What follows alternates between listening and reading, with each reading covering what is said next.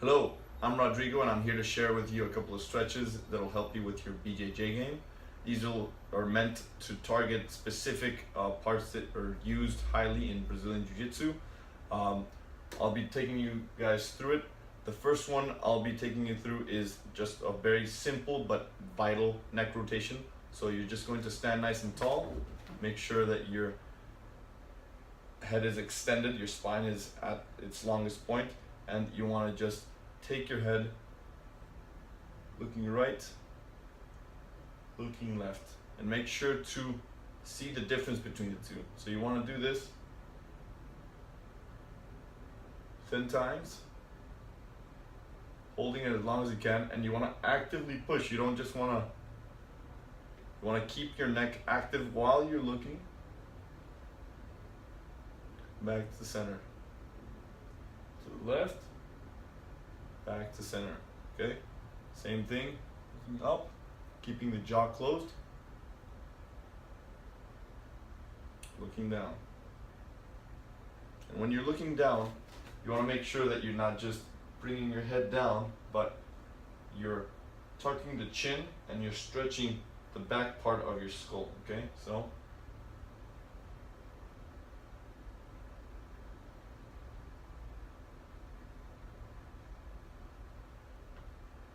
same thing, 10 times. And looking straight ahead, you're going to tilt your head. So the difference between tilting and leaning the head is you're rotating in the axis of the first vertebrae, okay? So you're going to do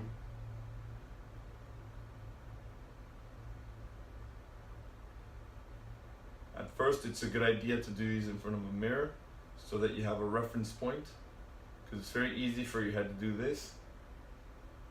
So you want to imagine that you're impaled from about the nose, right below the nose, and that's where you're rotating.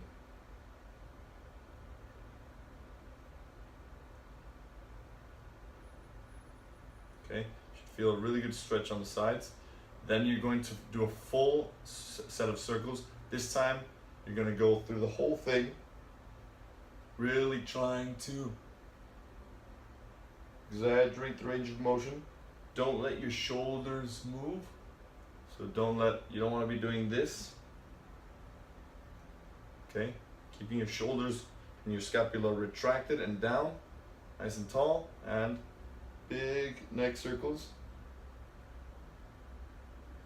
10 per direction. Switch the direction. And you're going to do the same, but now you're going to turn your head while you rotate. So you're going to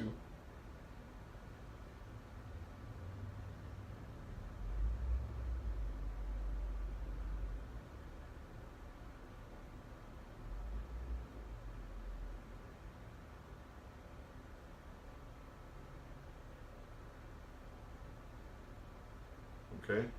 Next thing we're going to go for is your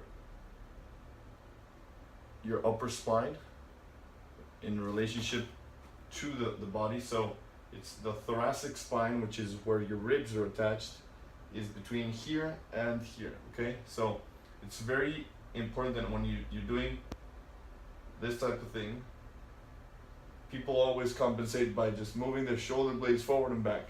So you want to keep your arms in place, and you just want to bring the rib cage forward, and then going to bring the rib cage back.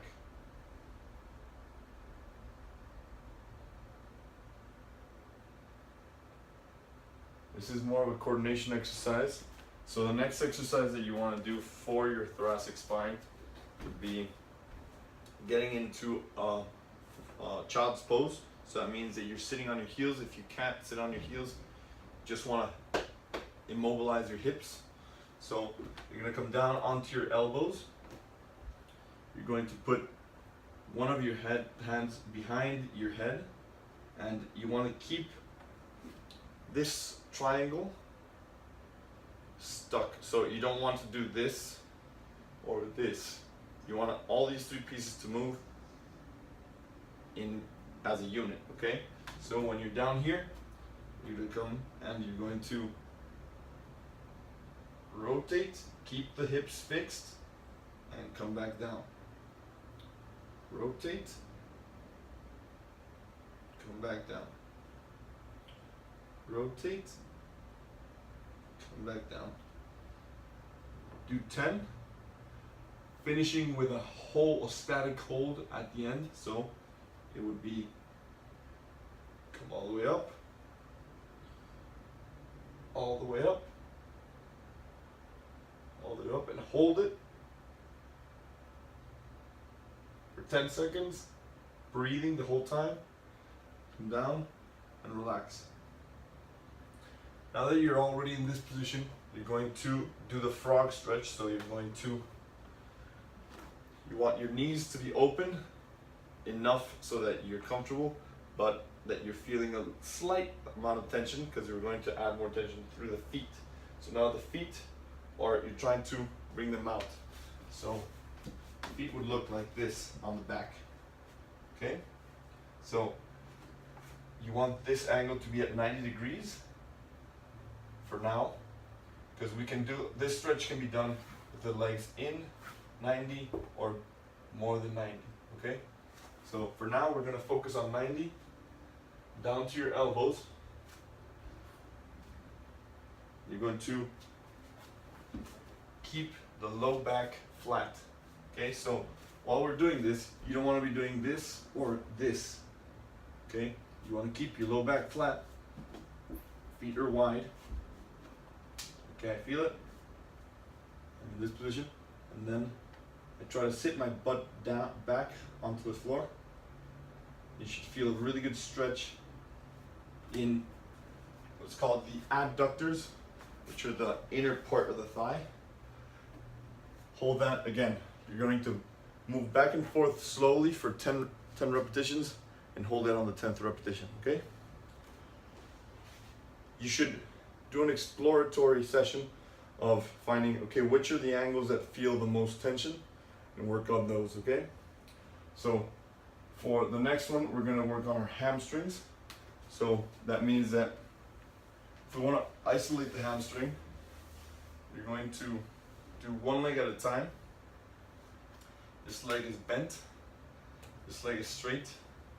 So a lot of you will have trouble just getting into this position. So if my hips are facing this way, this leg is currently facing out. So I want to bring this leg so that my hips relative to this leg is straight for now, okay? So hamstring is a set of muscles. So depending on which angle we're going to target a different one. For right now, we're going to do a general one. So we're going to keep the foot straight. We're going to pull the toes back. If you have a hard time getting to this position, just staying in this position should be hard enough. So you're going to grab onto this leg. If you need to, you can use this other hand as support, but you want to do this as an active stretch. So that means I'm pulling your toes back.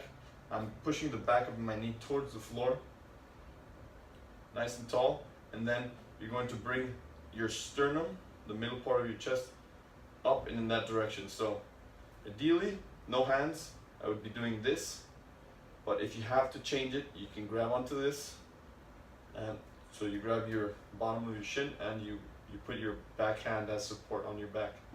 Pulling your toes back, breathing. This is an active stretch. You're not chilling out here. You should be working. So pull, work for it. You'll feel behind the knee and all the way up to your hip, right? So you do that for each side. Same thing. So if you want to work on the part that's closer to the knee, you have a straight leg. If you want to work on the part that's closer to the hip, you bend your knee slightly and you do the exact same thing, okay? Right? Once you finish with that, we're going to go to the psoas. So the psoas is attached to the inner part of your thigh, and it goes across your hip and into the bottom vertebrae of your spine. So the way you want to make sure that your low back is pulled back and your tailbone is tucked, okay? So this leg is behind and you flatten it. And you want this heel to be falling away. Okay, to put the psoas in tension. Nice and tall. You can use this leg as wide as you want, as long as your hips are staying forward.